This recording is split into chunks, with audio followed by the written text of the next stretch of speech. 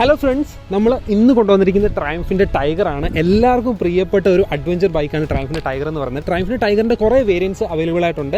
അതിൽ ഇന്ത്യയിൽ അധികം കാണാത്ത ഒരു ഇന്ത്യയിൽ റയർ ആയിട്ട് തന്നെയുള്ള ഒരു XE വേരിയന്റുമായിട്ടാണ് നമ്മൾ ഇന്ന് വന്നിരിക്കുന്നത്.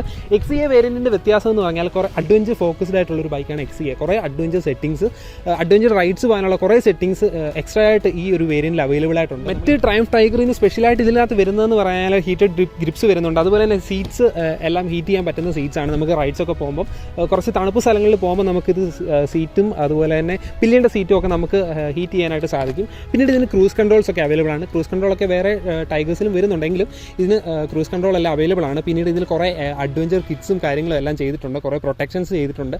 ഗ്ലോ ബോക്സ് വന്നിട്ടുണ്ട്. അതുപോലെ തന്നെ ഫ്രണ്ടിൽ എക്സ്ട്രാ ലൈറ്റ്സ് വന്നിട്ടുണ്ട്.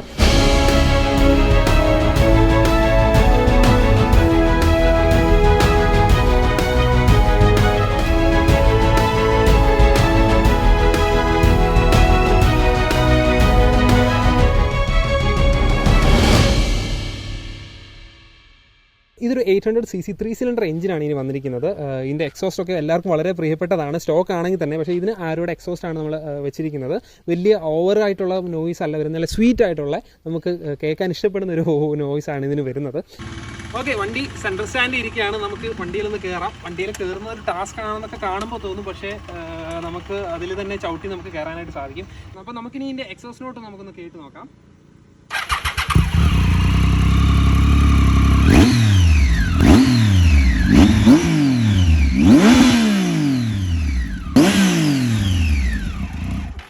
എങ്ങനെയുണ്ട്? ഇഷ്ടപ്പെട്ടോ?